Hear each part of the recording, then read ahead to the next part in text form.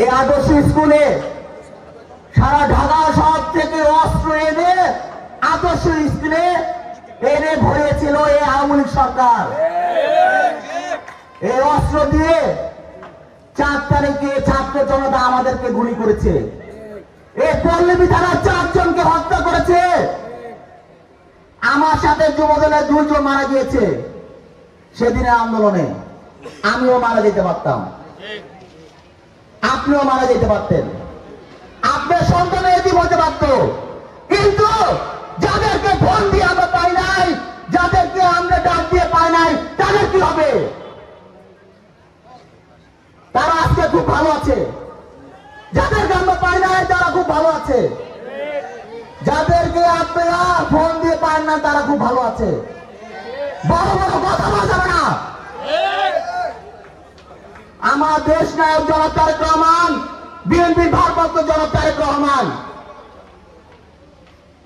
উনি আন্দোলনে ডাক দিয়েছে, উনি অর্ডার দিয়েছে আন্দোলন করার জন্য।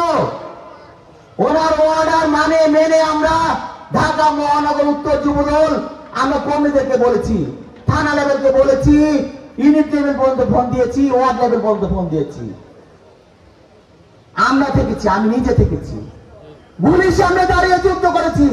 আমি আমার সন্তানের কথা চিন্তা করি নাই, আমি আমার বউর কথা চিন্তা করি নাই, আমার 3টা সন্তানের কথা চিন্তা করি নাই যে আমি মরে গেলে আমার সন্তানদেরকে দেখবে। আমি চিন্তা করেছি এই দেশের মানুষের কথা, এই রাষ্ট্রের কথা। বিএনপি ভারপ্রাপ্ত চেয়ারম্যান জনাব তারেক রহমান অর্ডার দিয়েছে, তার কথা চিন্তা করেছি। আজকে যদি এই স্বৈরাচারী সরকার শেখ হাসিনা বেঁচে থাকতো, তাহলে আমরা যারা আন্দোলন করেছি, এখানে যারা মঞ্চে আছে, যারা আমার সামনে আমার কর্মী বন্ধুরা, যারা ভাইরা উপস্থিত আছে, তাদের কি হাল হতো বলেন? কে বেঁচে থাকতো না? হ্যাঁ, বেঁচে থাকতো কে? বেঁচে থাকতো যারা ফোন দিয়ে, যাদেরকে আমরা পাই নাই, তারা বেঁচে থাকতো। তারাই বলতো শেখ হাসিনাকে যে আপনার এই আন্দোলনে আমরা উপস্থিত ছিলাম না, আমরা বিএনপির আন্দোলন প্রত্যাখ্যান করেছি, তাই এই আন্দোলনে উপস্থিত ছিলাম না। তারা বলতো, তারা তখনও তারা ভালো থাকতো, এখনো তারা ভালো আছে।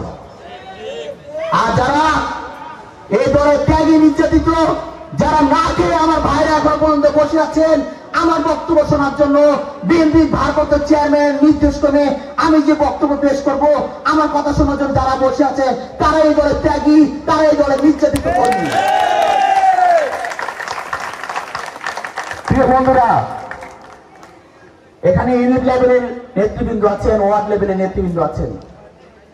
আমি অনেক কষ্ট করে রাজনীতি করে, রাস্তায় রাস্তায় ঘুরে, আন্দোলন করে, গুলির মুখে দাঁড়িয়ে অনেক কষ্ট করে এই পর্যায়ে এসেছি। আপনাদেরকে আসতে হবে।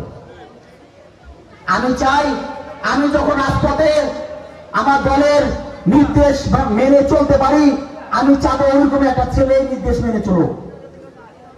শিষ্টাচার লঙ্ঘন, ওই যে বলেছে শিষ্টাচার লঙ্ঘন, আমিও করি না, কেউ করবে এটাও আমি চাই না। যুবদল চুপে চলবে যুবদলের ধারাবাহিকতায়। আমি কখনো বলি না যে তুমি দোষ করেছো তো তাকে দোষী বলি যে তুমি দোষ করেছো, তুমি সংশোধন।